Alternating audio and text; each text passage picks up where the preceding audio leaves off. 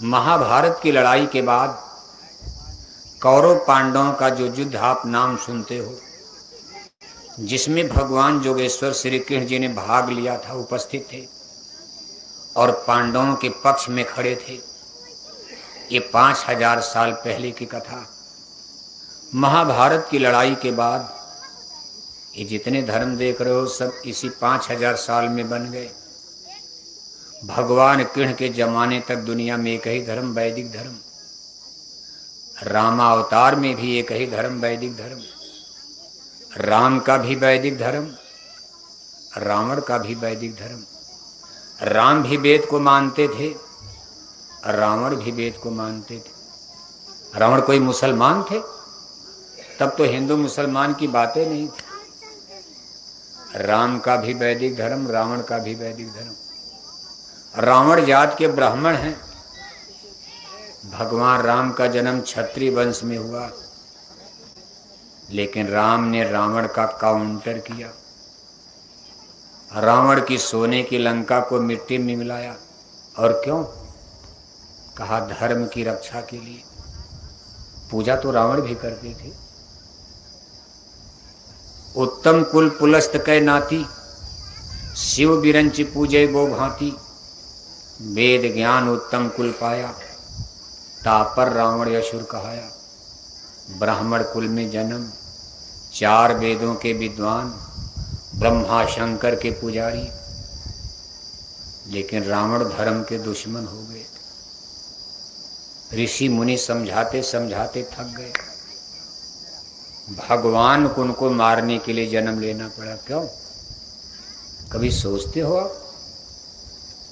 प्रभु श्री रामचंद्र जी का धर्म शाकाहारी और 4 वेद के पंडित राजा रावण का धर्म, रावण का धर्म, जोर से बोलो। अरे भले मछली अंडा खाते रहो, लेकिन आज भगवान के दरबार में सही बात तो बोलो। प्रभु श्री रामचंद्र जी का धर्म शाकाहारी और 4 वेद के पंडित राजा रावण का धर्म, धर्म दोनों है। एक शाकाहारी धर्म, वेजिटेरियन लाइफ सिस्टम, और एक मांसाहारी धर्म खड़ा हो रहा है, नॉन वेजिटेरियन लाइफ सिस्टम। लेकिन वैदिक धर्म, वेदों में क्या कहा गया? धर्म का सिद्धांत सत्य हिंसा परमो धर्म है। वेदों में वर्णित वैदिक धर्म में हिंसा और हत्या को बुरा माना गया, पाप माना गया। पशु पक्षी मारना पाप। जीवों पर दया करो, रूहों पर रहम करो। रामायण क्या कह रही? परहित सरिस धर्म नहीं भाई, पर पीड़ा सम नहीं अधमाई। परम धर्म सुविदित अहिंसा, पर निंदा समघ्न गिरीशा। धर्म न दूसर सत्य समाना। सत्य और अहिंसा ये वैदिक धर्म के फंडामेंटल प्रिंसिपल थे। और जब इसका अपमान होगा तो इसका संसार में लोग विरोध करने के लिए खड़ा होते। मान लो हिंसा करने वालों की संख्या ज्यादा है तो साधु महात्मा विरोध तो करें, लेकिन बात दब जाएगी। कौन सुनता है? तो भगवान को जन्म लेना पड़ा। ऋषि मुनियों को तो रावण ने मारना शुरू कर दिया। जेह जेह देश धेन दुज पावे, नगर गांव पुर आग लगावे। जेह विध होई धर्म निर्मूला, सो सब करें वेद प्रतिकूला। रावण ने ऐसा अभियान ही चला दिया, धर्म को मिटा दो। भगवान को जन्म लेना पड़ा और दोनों लोगों में युद्ध होता है। लेकिन विजय किसकी हो गई? कौन जीता? शाकाहारी की मांसाहारी? जीतेगा भाई जीतेगा, जीतेगा भाई जीतेगा। शाकाहारी हारेगा भाई हारेगा। आप कहोगे महाराज जी कौन सत्संग खड़ा हो गया? आप तो सोचते थे मुसलमान भारत से चले जाएंगे, बस भारत में झंड राम राज आ जाएगा। ना, केवल मुसलमानों के जाने से राम राज नहीं आएगा, जब तक हिंदुओं का भी विनाश नहीं हो जाएगा। रावण कोई मुसलमान थे? एक ब्राह्मण धर्म का दुश्मन बन गया मांस खाने के कारण। और 4 वेदों के विद्वान ब्राह्मण, आज आपके अरवल जिले के तमाम ब्राह्मण खुद मांस खा रहे हैं। ब्राह्मणों के चूल्हे पर अंडा पक रहा। आपके गांव में ब्राह्मण है कि नहीं है? हैं? कौन गांव है ये? हैं? 57 बीघा? अरे 57 बीघा में तो कोई बगीचा बना हुआ है। गांव 57 बीघा का होगा। 57 बीघा गांव में चलो जो भी जातियां हिंदू हैं, आज की स्थिति जरा देखो आप, हिंदू धर्म कहाँ खड़ा। और आप कहते हो कि रामराज आ जाएगा। आपके 57 बीघा गांव में आप 2 रजिस्टर बनाओ। एक रजिस्टर पर लिखो शाकाहारी हिंदू, एक रजिस्टर पर लिखो मांसाहारी हिंदू। और अपने 57 बीघा गांव में जरा घर घर जा कर के गणना करो। शाकाहारी हिंदू एक रजिस्टर पर, मांसाहारी हिंदू एक रजिस्टर पर। तो 57 बीघा गांव में कौन रजिस्टर पहले भरेगा? कौन रजिस्टर? अब देखो आप ही बोलना, हम तो बिहार में बड़ा डर लगता। बिहारी बाबू लोगों को सत्संग सुनाने में बड़ी जल्दी बंदूक उठाते, बड़ी जल्दी लाठी। जो अब तो खैर बहुत सुधार हो रहा, नहीं तो बिहार में कोई आने से नेता होता डरते थे। यहाँ भाषण वोषण लोग कम देते हैं, न जाने कब लाठी जोड़ दें, कब झगड़ा कर दें। लेकिन आप ही बताओ, आप गांव में रहते हो, आपके 57 बीघा गांव में अगर 2 रजिस्टर बना करके नॉमिनेशन किया जाए तो कौन रजिस्टर पहले भरेगा?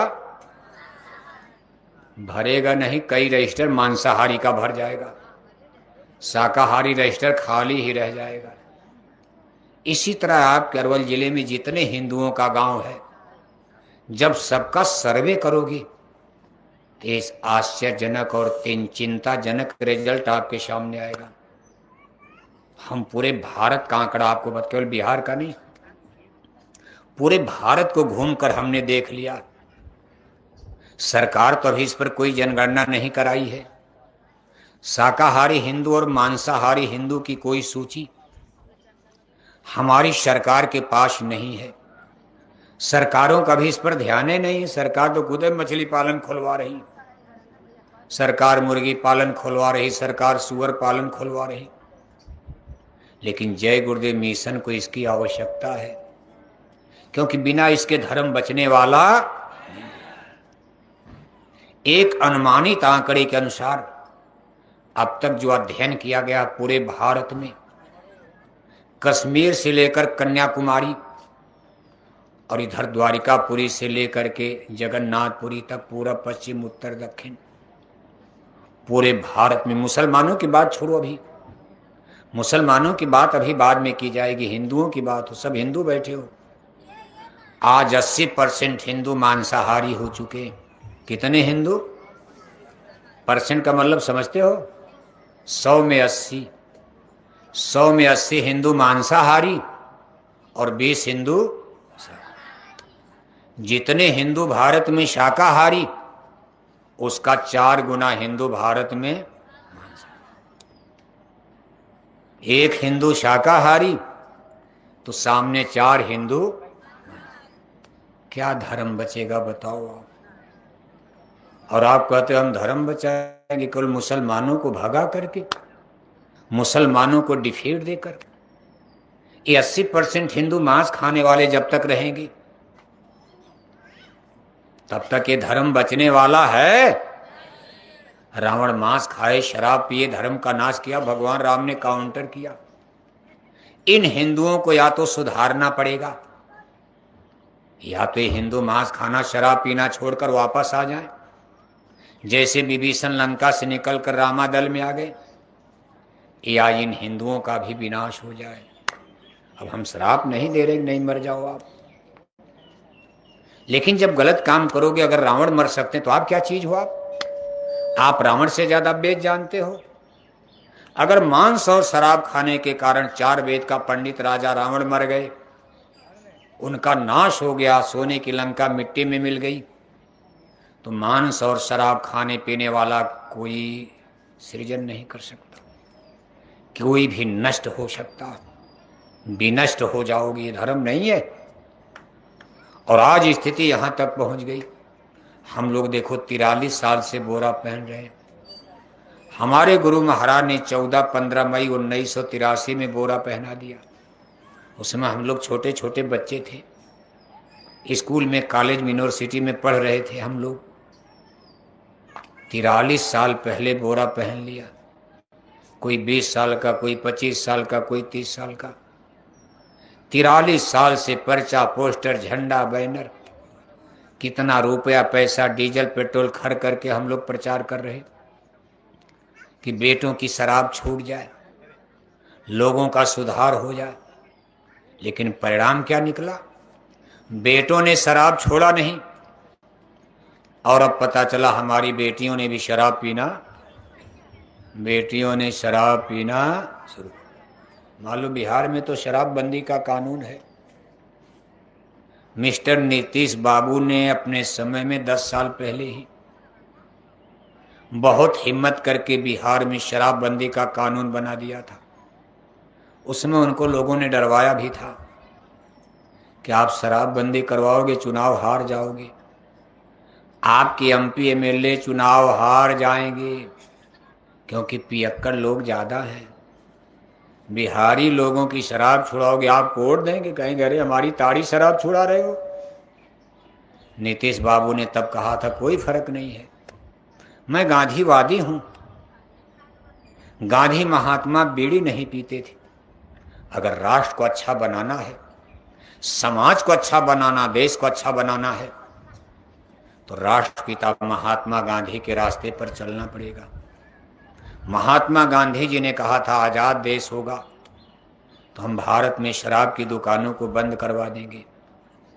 खैर, उनके एमपी एमएलए तो कम होते गए, लेकिन ईश्वर भगवान की दया, देखो मुख्यमंत्री बनते ही रहे। एमएलए तो कम होते गए, लेकिन जब चाहे मुख्यमंत्री वही बनते थे।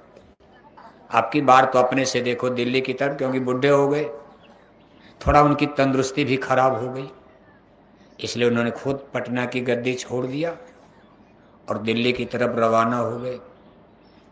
लेकिन बिहारी लोगों की शराब छुड़ाना इतना आसान है, कागज पर तो बंद करवा दिया गया, लेकिन आज भी बिहार में लोग शराब पीकर बिहारी मर जाते हैं।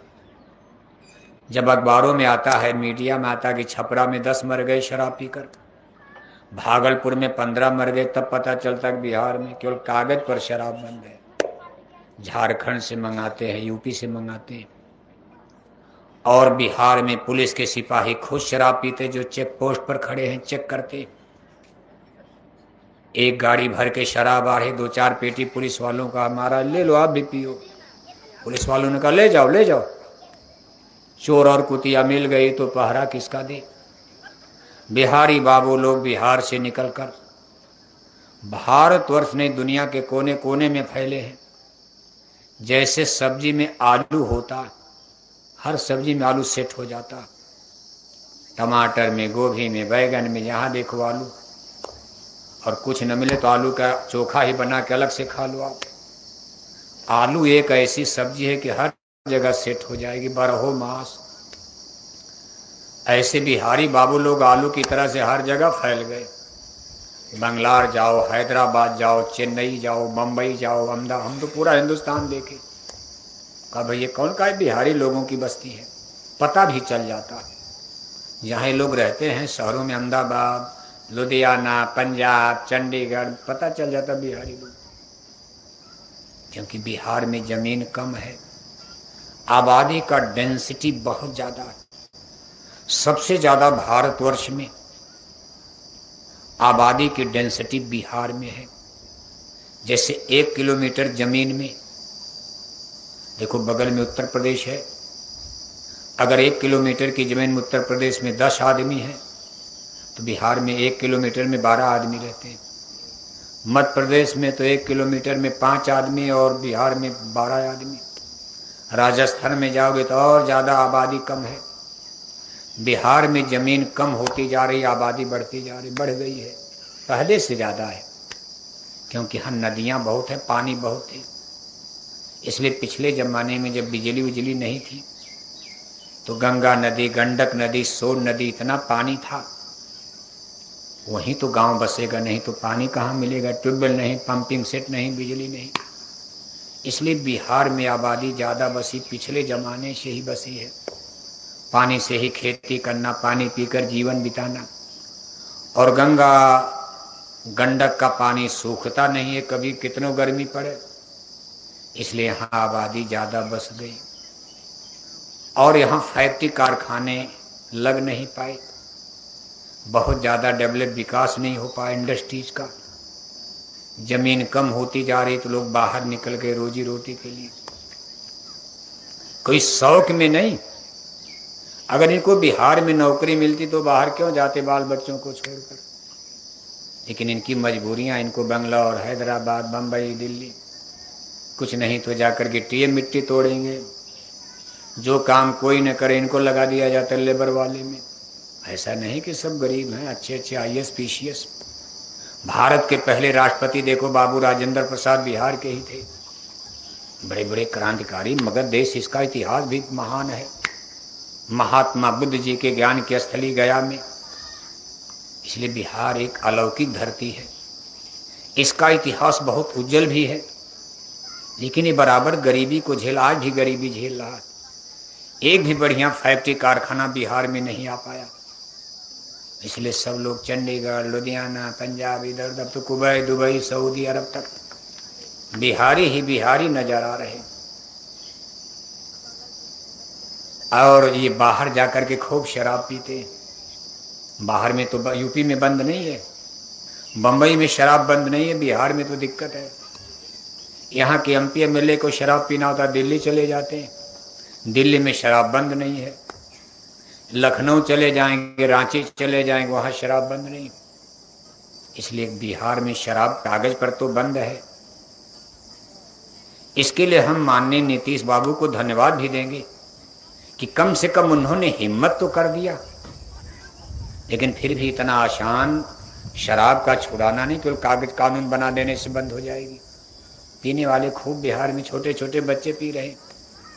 हमसे देखो तमाम माताएं मिलती, भाई मेरा बच्चा दारू पीता, महाराज कक्षा 10 फेल है, कभी पास नहीं कर पाया, शादी नहीं, ब्याह नहीं, लेकिन शराब पीने लगा, गांजा पीने लगा जंगल में जाकर। तमाम देवियां कहती हमारे पति रोज शराब पीते, घर में बच्चों के लिए सब्जी नहीं, बच्चों के कपड़े, दवाई, पढ़ाई का इंतजाम, लेकिन वो शराब पी करके अगर कुछ बोला जाए तो झगड़ा करते हैं, डंडा मारते हैं, चप्पल मारते हैं।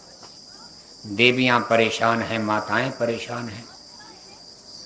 शराब ने हमारे समाज का कितना बड़ा नुकसान कर दिया। इसलिए हमारे स्पिरिचुअल लिटरेचर्स, रामायण, गीता, वेद, भागवत, शास्त्र, पुराण, सभी धर्म ग्रंथों को आप पढ़ोगे, हिंदू ग्रंथ, सब में शराब से आपको मना किया गया।